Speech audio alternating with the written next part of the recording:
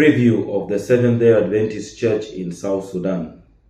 Officially, the Seventh-day Adventist Church entered Sudan in 1979 when the Afro-Mid-East Division called the first Adventist missionary to the Sudan, Pastor David Ogilo and his family from Tanzania.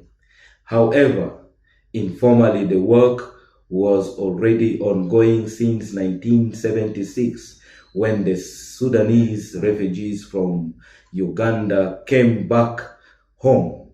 Prominent among these returning refugees is Fulgencio Ida Okayo, who upon returning from Uganda started preaching the Adventist message in the Equatorial region of the Sudan and later in Wau May vocation where he taught.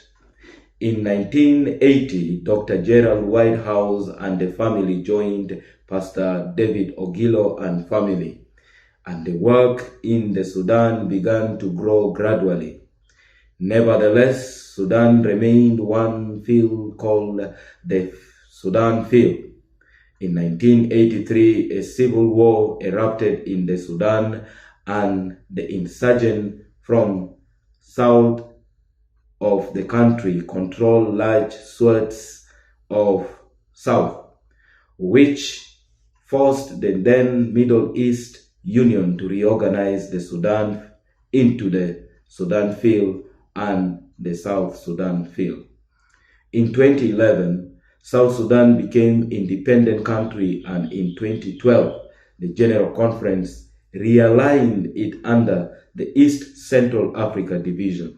As soon as ECD took over, the church in South Sudan was organized into 3 fields.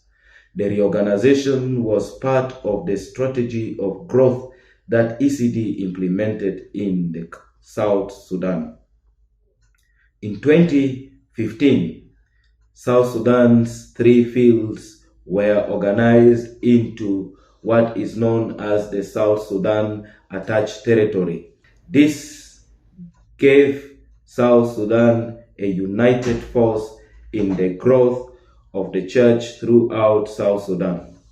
Today, SAT has 4 fields, namely the East Upper Nile Field, the Greater Bab al-Ghazal Field, the Greater Equatorial Field, and the North Central Upper Nile Field.